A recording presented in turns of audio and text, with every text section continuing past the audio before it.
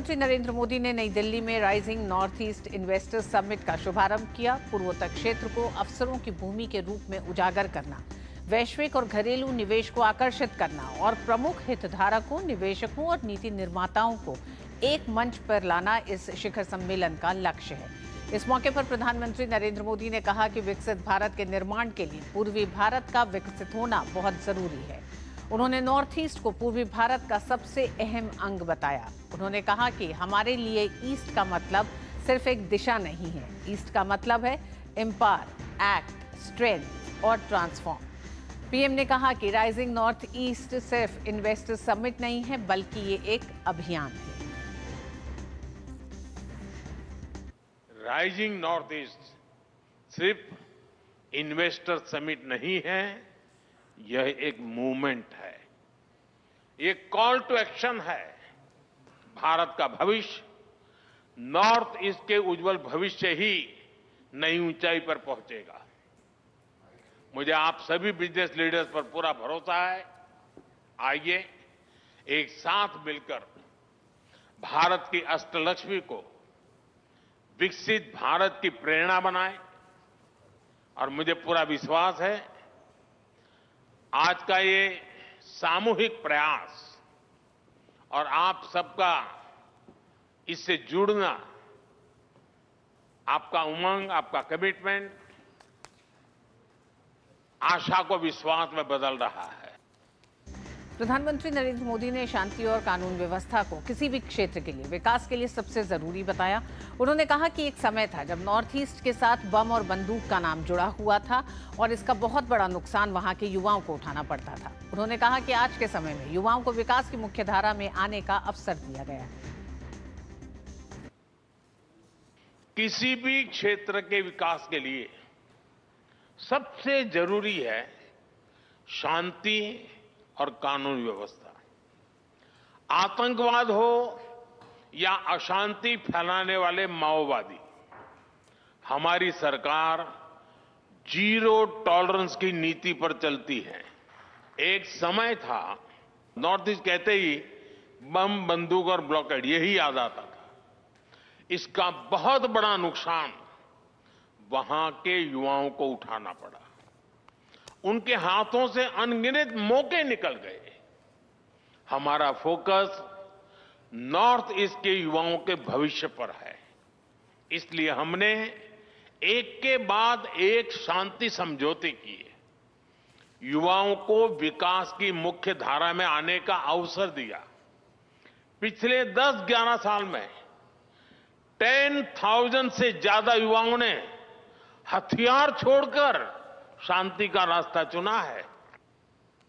प्रधानमंत्री नरेंद्र मोदी ने north east को ग्रोथ का फ्रंट रनर बताते हुए कहा कि जहां बुनियादी सुविधाएं अच्छी होती हैं, वहां पर्यटन बढ़ता है।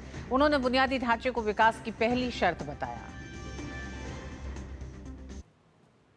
हम लुक ईस्ट से आगे बढ़कर एक्ट ईस्ट के मंत्र पर चले और इसी का परिणाम आज हम देख रहे हैं। एक समय था जब नॉर्थ ईस्ट को सिर्फ फ्रंटियर रीजन कहा जाता था। आज ये ग्रोथ का फ्रंट रनर बन रहा है। अच्छा इंफ्रास्ट्रक्चर टूरिज्म को अट्रैक्टिव बनाता है। जहां इंफ्रास्ट्रक्चर अच्छा होता है, वहां इन्वेस्टर्स को भी एक अलग कॉन्फिडेंस आता है। बेहतर रोड्स, अच्छा पावर इंफ्रास्ट्रक्चर और लॉजिस्टिक नेटवर्क किसी भी इंडस्ट्री की बैकबोन है। ट्रेड भी वहीं ग्रो करता है जहां सीमलेस कनेक्टिविटी हो, यानी बेहतर इंफ्रास्ट्रक्चर हर डेवलपमेंट की पहली शर्त है, उसका फाउंडेशन है। इसलिए हमने नॉर्थ ईस्ट में इंफ्रास्ट्रक्चर रिवॉल्यूशन शुरू किया है। लंबे समय तक नॉर्थ ईस्ट अभाव में रहा, लेकिन अब north east land of opportunities बन रहा है। उधर अडानी समूह ने अगले 10 वर्षों में पूर्वोत्तर में 50,000 करोड़ अतिरिक्त निवेश करने का ऐलान किया। भारत मंडपम में rising north east investors summit में अडानी ग्रुप के चेयरपर्सन गौतम अडानी ने कहा कि पिछले एक दशक में नॉर्थ ईस्ट की पहाड़ियों और घाटियों में भारत की विकास कहानी में एक नया अध्याय सामने आ रहा है। In Assam, we pledge an investment of rupees 50,000 crores. Today, once again, humble and inspired by your leaderships, I announce that Adani Group will invest additional 50,000 crores across the Northeast over the next 10 years. Rising north east investors summit में Reliance industries limited के chairman और प्रबंध निदेशक मुकेश अंबानी ने कहा कि अगले 5 वर्षों में रिलायंस ग्रुप नॉर्थ ईस्ट में अपना निवेश दोगुना करके 75,000 करोड़ तक ले जाएगा। उन्होंने कहा कि रिलायंस रिटेल के जरिए किसानों को समृद्ध बनाया जाएगा। वहीं उनकी कंपनी नॉर्थ ईस्ट में रिन्यूएबल एनर्जी में प्लांट लगाएगी, हेल्थ केयर हब बनाएगी और ओलंपिक ट्रेनिंग सेंटर भी बनाया जाएगा। मुकेश अंबानी ने ऑपरेशन सिंदूर की शानदार सफलता के लिए प्रधानमंत्री नरेंद्र मोदी को बधाई भी दी। The Northeast is not just rising, but to my mind, it is roaring. I make 6 commitments to the Chief Ministers of Arunachal Pradesh, Assam, Manipur, Meghalaya, Mizoram, Nagaland, Sikkim, and Tripura. First, Reliance has invested around rupees 30,000 crores in the region in the past 40 years. In the next 5 years, we will more than double our investments with our target at 75,000 crores. और इस पूरी खबर पर हमारे साथ 2 लोग जुड़ रहे हैं। हमारे साथी संवाददाता शैलेंद्र मिश्र जुड़ रहे हैं हमारे साथ और साथ ही साथ वरिष्ठ पत्रकार दीपक दीवान भी जुड़ रहे हैं। आप दोनों का बहुत स्वागत है। शैलेंद्र, सबसे पहले रुख आपके तरफ करते हैं, इसलिए कि इस मंच पर आज हमने देखा कि एक बड़ी संख्या में उद्योगपतियों के साथ ही साथ विदेश से करीब 75 प्रतिनिधि शामिल हो रहे हैं, बड़े इंडस्ट्री लीडर्स शामिल हो रहे हैं। किस तरह से अष्टलक्ष्मी महोत्सव के बाद north east rising north east investor summit north east के लिए एक बड़ा अध्याय लिखने की शुरुआत कर रहा है?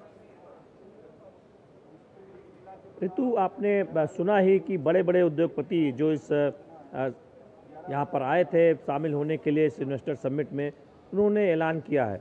मुकेश अंबानी, गौतम अडानी, अनिल अग्रवाल और तमाम लोगों ने कहा कि वो अगले 5-10 वर्षों में अपना निवेश बढ़ाने जा रहे हैं। यानी लाखों करोड़ों के जो इन्वेस्टमेंट हैं उसके ऐलान यहाँ पर हो रहे हैं। खास बात ये रही कि हमने देखा है कि जो यहाँ पर उद्यमी आए हैं उसमें जो लोकल प्लेयर है, यानी जो स्थानीय उद्यमी हैं, उनको भी स्थान दिया गया है। और ये दिखाता है कि उत्तर पूर्व में जो उद्यमिता है, जो उद्यमी है वहाँ के, वो किस तरह से आगे बढ़ रहे हैं टूरिज्म सेक्टर में या फिर बाकी सेक्टर्स में। खासतौर पर स्टार्टअप काफ़ी आगे आ रहे हैं ऑर्गेनिक उत्पादों के मामले में। और नॉर्थ ईस्ट को हम कई मायनों में जानते हैं कि एशिया के कई देशों से जो व्यापार का एक रास्ता, उसका एक मुख्य केंद्र हम उत्तर पूर्व के राज्यों को मानते हैं। यही वजह है कि मोदी सरकार, आप देखें कि बीते एक दशक में उसने त्रिस्तरीय फार्मूले पर काम किया है। इंफ्रास्ट्रक्चर के बिना किसी भी क्षेत्र का विकास नहीं हो सकता, ये बात केंद्र सरकार बखूबी जानती है। इसलिए आप 10 सालों में देखें तो एयरपोर्ट की संख्या दुगनी हो गई है, हजारों किलोमीटर नए हाईवे बनाए गए हैं, कई पुल बनाए गए हैं, रेल मार्ग से कनेक्टिविटी बढ़िया की गई है। तो कनेक्टिविटी इंफ्रास्ट्रक्चर के लिहाज से बहुत अच्छी की गई है। पावर प्रोजेक्ट्स लग रहे हैं, रिन्यूएबल में बहुत स्कोप है और ऑर्गेनिक उत्पाद दुनिया भर में पहुँचे उत्तर पूर्व के, चूँकि हम जानते हैं कि वहाँ प्राकृतिक खेती और ऑर्गेनिक पर बहुत जोर है। उस दिशा में बेहतर काम हुआ है और अब उसके नतीजे दिखाई दे रहे हैं। स्थानीय स्तर पर रोजगार मिल रहा है, तमाम नए उद्यमी और निवेशक आ रहे हैं। दूसरा जो मोर्चा जिसका जिक्र प्रधानमंत्री नरेंद्र मोदी ने किया कि बड़ी संख्या में जो युवा हैं, उन्होंने 10,000 से ज़्यादा युवाओं ने हथियार छोड़े हैं, शांति का रास्ता अपनाया है। हमने देखा है कि बीते एक दशक में पूरे उत्तर पूर्व में अब उग्रवाद एक तरह से खत्म सा हो गया है। हमने देखा है कि शांति समझौते हुए हैं जी। और जी शांति आई शैलेंद्र, और नॉर्थ उसकी वजह ईस्ट की से पूरी लाखों तस्वीर करोड़ का कैसे जो पिछले निवेश हुआ 11 है। साल में बदली है नीतियों के साथ? अब इंफ्रास्ट्रक्चर विकास के बाद निवेश, यानी कि निवेश के साथ इतने बड़े इन्वेस्टर समिट के साथ किस तरह से सूरत बदलने वाली है, और ज्यादा इस पर और बात करने के लिए दीपक दीवान वरिष्ठ पत्रकार हमारे साथ मौजूद हैं। दीपक जी, सबसे पहले तो आपसे यही जानना चाहेंगे, 11 साल में नीतियों में, आधारभूत ढांचे में और बहुत सारे ऐसे शांति समझौते जिसने विकास की रफ्तार को एक बड़ी दिशा दी है और रफ्तार दी है, आज आप इस इतने बड़े इन्वेस्टर समिट को किस तरह से देखते हैं, जहां हम उद्घाटन समारोह में ही देख रहे हैं कि दो बड़े निवेशक, दो बड़े इंडस्ट्रियलिस्ट जो देश के हैं, उन्होंने अपने निवेश को बढ़ाते हुए एक बड़ा भरोसा दिया है।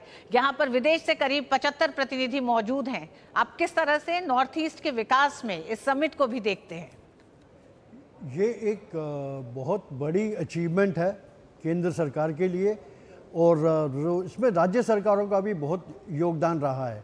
देखिए, इस समिट से पहले जो आज प्राइम मिनिस्टर ने इनॉग्रेट करी है, इससे पहले बहुत सारे मिनिस्ट्रियल सेशंस भी हुए, बिजनेस टू गवर्नमेंट सेशंस भी हुए, बिजनेस टू बिजनेस मीटिंग भी की गई, और स्टार्टअप्स का भी जायज़ा लिया गया, और इनिशिएटिव्स जो सरकारों ने ली थी, राज्य सरकारों ने और केंद्र सरकारों ने, उस पर भी चर्चा की गई। उसका नेट रिजल्ट आज आप देखिए कि पूरी जो देश और विदेश के जो इन्वेस्टर्स हैं आज दिल्ली में बैठे हुए थे जब प्रधानमंत्री संबोधित कर रहे थे। तो ये एक बहुत बड़ी अचीवमेंट है नॉर्थ ईस्ट के लिए, और ये विजन जो प्राइम मिनिस्टर का था, जब मुझे याद है 2014 में जब मोदी सरकार पहली बार आई थी, तो इन्होंने वो लुक ईस्ट को एक्ट ईस्ट चेंज किया। उन्होंने बोला कि लुक नहीं करना, एक्ट करना है। तो उनका सबसे पहला प्रयास ये था कि पूरे नॉर्थ ईस्ट को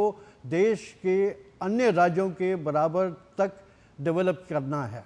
डेवलप कोई बिल्डिंग से नहीं होता, मगर इंफ्रास्ट्रक्चर, रेलवेज, कनेक्टिविटी, कॉमर्स, तो हर चीज़ पे ध्यान किया गया। इसका नतीजा आज आप देख रहे हैं कि जो लोग पहले नॉर्थ ईस्ट से डरते थे, जाने से डरते थे, आज वो वहाँ इन्वेस्ट कर रहे हैं। ये इन्वेस्टमेंट इसलिए हो रही है क्योंकि वहाँ शांति बहाल की गई। ये एक बहुत बड़ा कदम जो सरकार ने लिया था। जितनी भी मिलिटेंट ऑर्गेनाइजेशन थी वहाँ पे, उन सब से बातचीत करके मामला सुलझाया, सीज फायर किए, और अब वहाँ पूरी शांति बहाल है। सिर्फ मणिपुर को छोड़ के पूरा नॉर्थ ईस्ट अब कंप्लीटली शांत है, और इसी की वजह से जब शांति आएगी तो इन्वेस्टमेंट भी आएगी। वो प्रधानमंत्री दीपक दीवान जी, बोला। अगर इस मंच पे हम नॉर्थ ईस्ट की ताकत की बात करें, जिस तरह से प्रधानमंत्री ने कहा है कि बायोडायवर्सिटी का हब ये बनेगा, ये एग्रीकल्चर के, ऑर्गेनिक एग्रीकल्चर का हब बनेगा, और तमाम तरीके से किस तरह से युवाओं की एक पूरी ताकत को इस्तेमाल किया जाएगा, इसमें आप इस मंच से, और जिस तरह से इस मंच से ये भी कहा गया कि लोकल प्लेयर्स पे ज्यादा ध्यान दिया जाए, उन्हें भी शामिल किया जाए, क्योंकि पर्यटन एक बड़ी भूमिका अदा करता है नॉर्थ ईस्ट के पूरे विकास में, उसकी अर्थव्यवस्था में। टूरिज्म बहुत इम्पोर्टेंट चैप्टर है in the north east region. आप देखिए, वहाँ प्राकृतिक सुंदरता है, वहाँ नदियाँ हैं, वहाँ झरने हैं, वहाँ पहाड़ हैं, और वहाँ पे रिलीजन्स जगहें भी हैं। आप देखिए, परशुराम कुंड अरुणाचल प्रदेश में है, कामाख्या देवी टेम्पल असम में है। ऐसे ही वहाँ बहुत सारी जो जगहें हैं वो टूरिस्ट को अट्रैक्ट करती हैं। और आपको मैं एक एग्जांपल देना चाहूँगा। हर साल 1 दिसंबर से लेके 10 दिसंबर तक नागालैंड में हॉर्नबिल फेस्टिवल होता है। पिछले वर्ष वहाँ पे 20 दिन पहले सारे होटल की बुकिंग हो गई थी। वहाँ टूरिस्ट को होटल नहीं मिल रहे थे, तो वहाँ के लोग आगे आए, उन्होंने होम स्टे में उनको एकोमोडेट किया, और वहाँ सिर्फ देशी टूरिस्ट नहीं थे, सिर्फ विदेशी टूरिस्ट भी नहीं थे, वहाँ पे हिंदुस्तान बाहर से भी लोग आए, चार्टर्ड फ्लाइट्स लेके जा रहे हैं वहाँ पे नागालैंड में। तो ये आप देखिए, बहुत बड़ा पोटेंशियल है पूरे नॉर्थ ईस्ट में। आप अरुणाचल प्रदेश देख लीजिए, वहाँ पे आप जाएं, आप अगर ड्राइव कर रहे हैं, आपको मीलों तक कोई इंसान नहीं दिखेगा। अगर आप गाड़ी रोकते हैं तो आपको हवा की आवाज़ सुनाई देगी या फिर बहती हुई नदी की आवाज़ आएगी। ऐसी चीज़ आपको कहाँ मिलेगी? हिंदुस्तान में मिलेगी। आप मेघालय देखो, मेघालय में लाइव रूट्स ब्रिजेस हैं, जो मतलब जो जीवित जड़ें हैं उनको जोड़ के लोगों ने वहाँ पे पुल बनाए हैं। वो भी एक ऐसी चीज़ है जो दुनिया में कहीं और नहीं दिखेगी आपको। तो नॉर्थ ईस्ट में टूरिज्म बहुत बड़ा पोटेंशियल है, और टूरिज्म से आप जुड़े जितनी भी इंडस्ट्री देखिए, अगर आप टूरिज्म डेवलप करते हैं तो वहाँ रेस्टोरेंट खुलेंगे, वहाँ टैक्सियाँ चलेंगी, वहाँ होटल खुलेंगे, और हॉस्पिटैलिटी इंडस्ट्री जो है बहुत बड़ी इंडस्ट्री है। जी शैलेंद्र, एक लंबी कवायद हुई है इस इन्वेस्टर समिट को एक तरह से इसकी शुरुआत करने में। ऐसे में क्या आज दिन भर की गतिविधियां रहेंगी? B2B, B2G तो तमाम जो मीटिंग्स हुई हैं उसको लेके वो क्या बड़ी स्ट्रेंथ सामने आ रही है नॉर्थ ईस्ट की, जिसे लेके निवेश के कई ऐसे क्षेत्र नए खुलते दिखाई दे रहे हैं? देख रहे हैं कि ये जो rising north east investor summit है, इसमें आप देखें तो उत्तर पूर्व के तमाम महत्वपूर्ण लोग मौजूद हैं। उत्तर पूर्व राज्यों के मुख्यमंत्री मौजूद हैं, उत्तर पूर्व से आने वाले केंद्रीय मंत्री मौजूद हैं, उत्तर पूर्व मामलों के मंत्री तो मौजूद हैं ही, साथ ही साथ बड़े जो उद्यमी हैं वो तो मौजूद हैं। और लेकिन जिस बात की चर्चा हो रही थी कि बीते 2 दशकों में जो वहाँ पर लोकल प्लेयर जो उभरे हैं, और बीते 1 दशक में खास तौर पर जब सुविधाएं बेहतर हुई, इंफ्रास्ट्रक्चर बेहतर हुआ, तो उनको जो रफ्तार मिली है, तो उनको एक मंच मिला है कि वो दुनिया भर के जो बड़े लोग हैं उनसे बातचीत कर सकें और एक तरह से समझ सकें, उनको बता सकें कि कितना पोटेंशियल है। सरकार अपने स्तर पर तो कोशिश कर ही रही है, राज्य सरकारें कोशिश कर रही हैं, केंद्र सरकार ने हम जानते हैं कि इतना बड़ा एक आयोजन को फैसिलिटेट किया है। तो निश्चित तौर पर एक मौका मिलता है जब इस तरह का इन्वेस्टर समिट होता है, इस तरह एक मंच मिलता है जहां सभी वो प्लेयर जो एक दूसरे से बातचीत कर सकते हैं, निवेश आकर्षित कर सकते हैं। यहाँ एक पैवेलियन है जहाँ आप देखें अलग अलग जो उत्तर पूर्व के राज्य हैं, अरुणाचल हो, असम हो, मेघालय हो, वहाँ क्या खासियत है, कौन से उत्पाद वहाँ पर बढ़िया हैं, उनकी प्रदर्शनी भी है। तो ये दिखाता है कि दुनिया को और बेहतर तरीके से ये जानने समझने का अवसर मिलेगा कि क्या कुछ पोटेंशियल है उत्तर पूर्व में। क्योंकि उत्तर पूर्व एक में जो राज्य हैं वहाँ आप देखिए ज़मीन के ऊपर भी पोटेंशियल है, यानी खेती बाड़ी में आप ऑर्गेनिक खेती देखते हैं, ज़मीन के नीचे तमाम आप देखें कि जो खनन के लिहाज से बहुत महत्वपूर्ण होते हैं वो उत्तर पूर्व में है। अनिल अग्रवाल ने आज एक बड़ी घोषणा की निवेश की।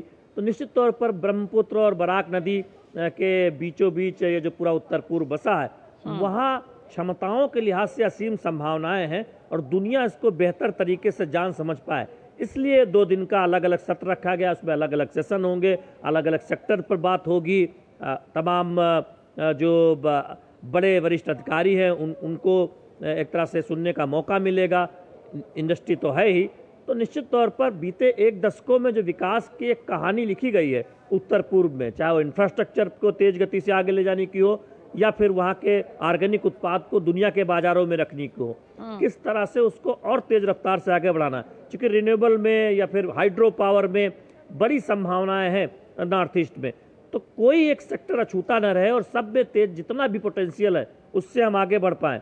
उस लिहाज से इन्वेस्टर समिट बहुत महत्वपूर्ण साबित हो सकती है। जी दीपक दीवान जी, हम ये जानते हैं कि पूर्वोत्तर राज्यों का केंद्र सरकारों से जो दूरी रही है वो एक बड़ी शिकायत पूर्वोत्तर राज्यों की भी पिछले 70-75 सालों में रही है, लेकिन पिछले 11 साल में जो बदलती हुई तस्वीर दिखाई दे रही है, ऐसे में क्या आपको लगता है rising north east investor summit के साथ अब कदम और थोड़े संभाल के रखने होंगे? जब आप निवेश के क्षेत्रों को बढ़ा रहे हैं, वहाँ के लोकल जो एक तरह से लीडर्स हैं उनको आप शामिल कर रहे हैं, ऐसे में वहाँ की प्राकृतिक संपदा, वहाँ की संस्कृति, उसको सहेजना, उसका संरक्षण भी हो और विकास भी साथ हो, तो पूर्वोत्तर के साथ वो किस तरह की चुनौतियां आपको दिखाई देती हैं? क्या हैं या वो दूर हो चुकी हैं? तो बहुत कुछ तो दूरियां दूर हो गई हैं। देखिए, क्योंकि ये सब डिपेंड करता है केंद्रीय सरकार पे। जब से मोदी सरकार आई 2014 से, उसके बाद पूरा जो सिस्टम है, जो दिल्ली से बैठ के पहले फैसले लिए जाते थे, नॉर्थ ईस्ट में ये करना है, इस स्टेट में ये डेवलप करना है, वो सब वहाँ पे ग्राउंड में जाके किए गए। आपको मैं बताना चाहूँगा कि donor ministry, development of north east region जो मिनिस्ट्री है, जिसका मेन काम ये है कि पूरे नॉर्थ ईस्ट में डेवलपमेंट करने के लिए उन्होंने अपना north east at your door step शुरू किया प्रयास। जो डोनर मिनिस्टर और उनकी पूरी टीम हर राज्य में जाते थे और वहाँ पे बैठ के चीफ सेक्रेटरी या डेवलपमेंट कमिश्नर उन सब से मीटिंग करके वहीं पे फैसले लिए जाते थे कि क्या डेवलप करना है और कैसे करना है, उसके लिए क्या फंडिंग चाहिए। तो ये सब दूरियां बहुत अच्छी तरह से कम गई है। जी बिल्कुल, हम समझते हैं दीपक जी कि नॉर्थ ईस्ट की जो ताकत है और खासकर प्राकृतिक संपदा के लिहाज से जो ताकत है उसको लगातार एक तरह से सहेजा और बढ़ाया गया है। लेकिन इन्वेस्टर समिट के साथ दीपक जी, क्योंकि आप नॉर्थ ईस्ट के तमाम राज्यों को बहुत बेहतरी से जानते हैं, उनकी वहां की क्या संपदा की वो ताकत है और क्या वो मौके हैं, यानी कि उनके दायरे को किस तरह से बढ़ा के अर्थव्यवस्था को मजबूत करने के साथ रोजगार के नए मौके बनाए जा सकते हैं। उस लिहाज से आप जब देखते हैं कि दुनिया के तमाम देश आज मौजूद हैं नॉर्थ ईस्ट में विकास के लिए, तो वो कौन से क्षेत्र हैं जिसमें बड़े विकास किए जा सकते हैं, जिसकी एक लंबे समय से इंतजार कर रहा था पूर्वोत्तर?